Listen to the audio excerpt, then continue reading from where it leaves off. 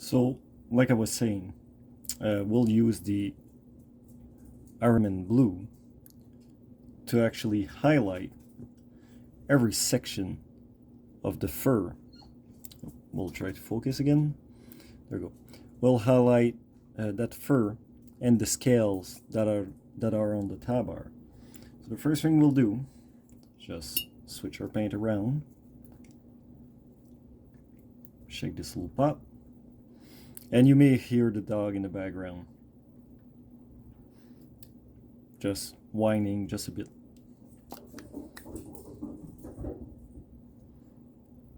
There we go.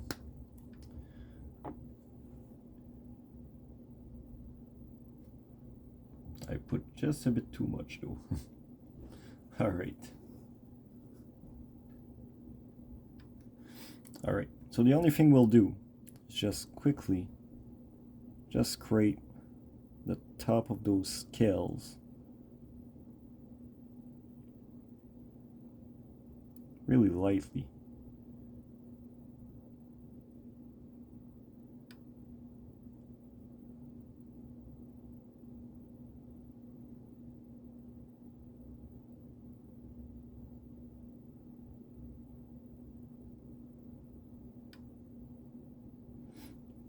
And we'll do the same over the top.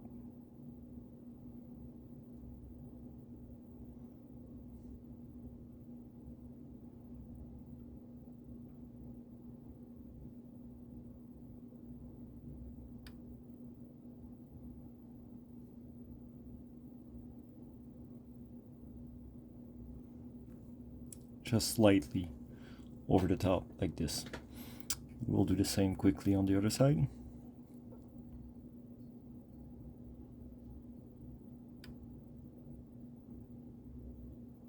Like so. Really something basic. It's not too much. Just to give it a little something. There we go. So what we'll do now, since we got that tabar painted, we will use the corn red to do that little scarf that goes around the weapon. The scarf and around the edge of that tabar.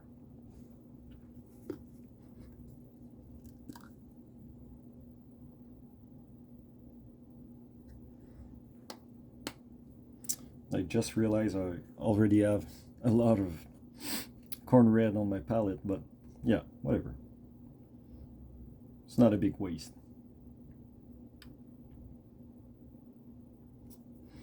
And there we go. So we'll just cover this. There is a bit of metal parts here and there. There's like metal parts here and there, but that's fine. For now, we're really more focusing on giving a bit of an idea where we're going with that paint scheme. Just remember, like I said, we're not doing the fine details. We're really just focusing on finding a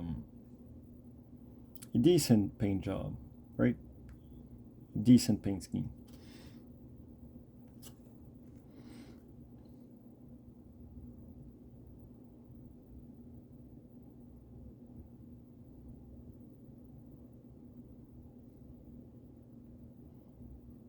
I hit the armor just a bit too much there, but it's fine.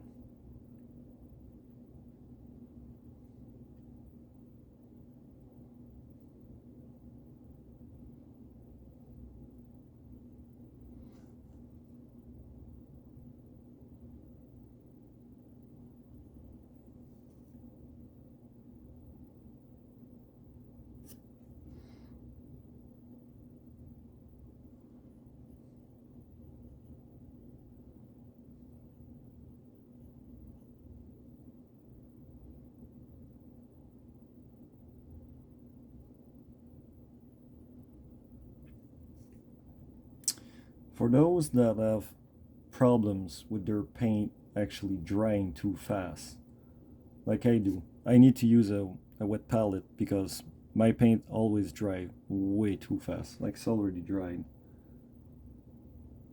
So I got a humidifier that's always running in the background at the same time. So sometimes in my videos you may hear something starting in the background. That's the humidifier that is trying to make the room a bit less dry. That's one of the only way I got to actually prevent my paint from drying too fast.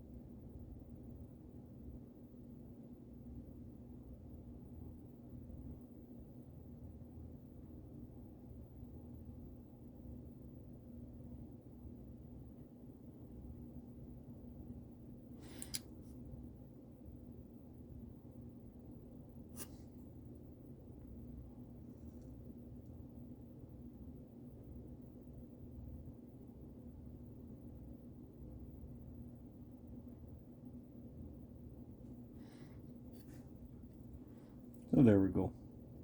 Just gonna do a few touch-ups here and there.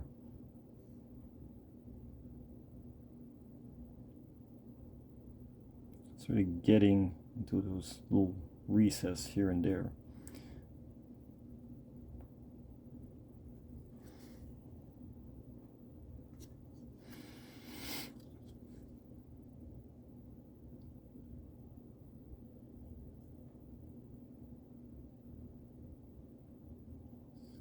And for some of you that may have followed my video or actually looking at them, you will realize that some days my hands are shaking a lot more. I got what we call an intermittent like tremors, and sometimes it's worse, some other times it's fine. So if you think your hands are not steady enough to paint, don't worry too much, right? Just remember that you can actually do touch up right after. It's not the end of the world. So just remember that. If I can paint, you can too. And right now we're gonna do that little line on the tab bar. I should have used a smaller brush actually for this part. There we go. Just gonna do the edge of that tab bar.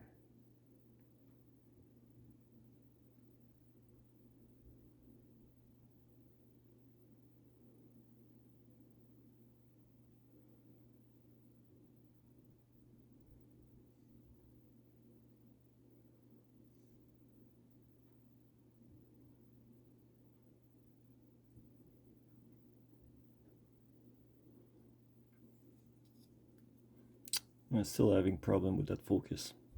There we go. Let's try this. Put a bit more red.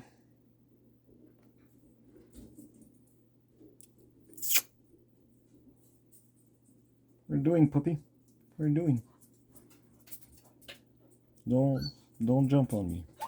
Yeah, don't jump on me. It's fine.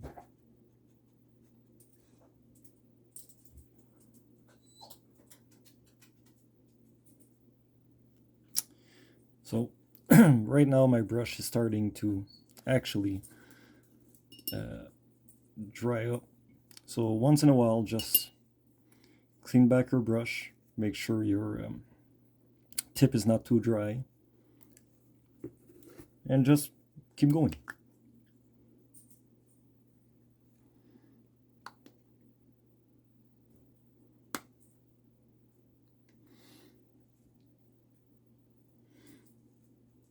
Go again, lock that again, and we'll just cover that little corner right there.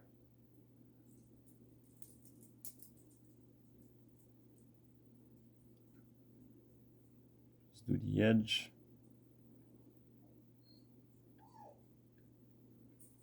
See a lot of YouTubers painting, and you okay, puppy?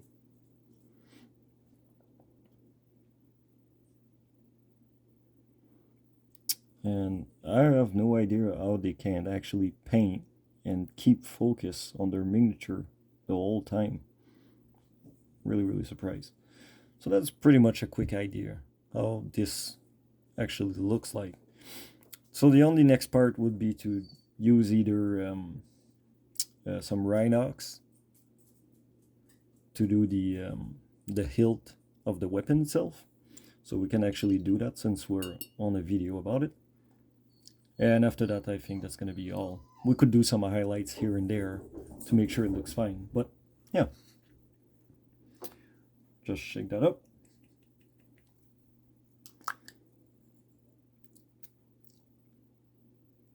Up. Find a little corner that's not being used. And we will cover the weapon itself. Well, the hilt of the weapon.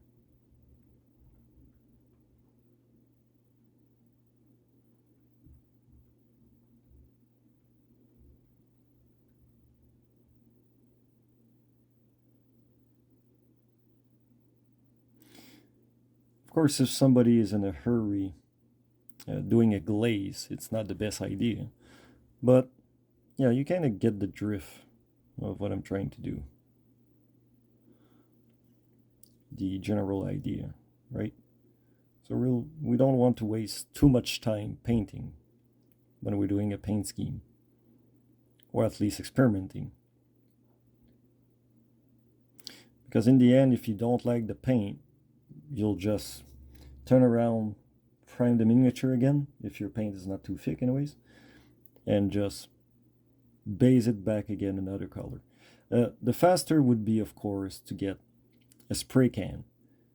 But as you can see, I'm doing miniature from really different version from Age of Sigmar. I got some Gears of War miniatures. I got some that are from Dark Soul. So it's kind of hard to buy a can of spray for each different possible paint scheme. What I suggest is just make sure you got enough variety in your paint to be able to play along and actually have some fun trying new stuff, right? Just got two corners to finish.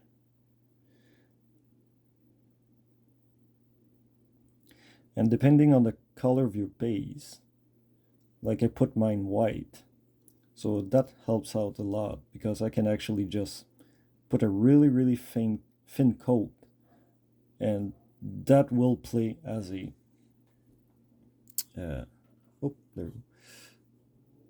thin coat will play as some kind of deepness to the paint.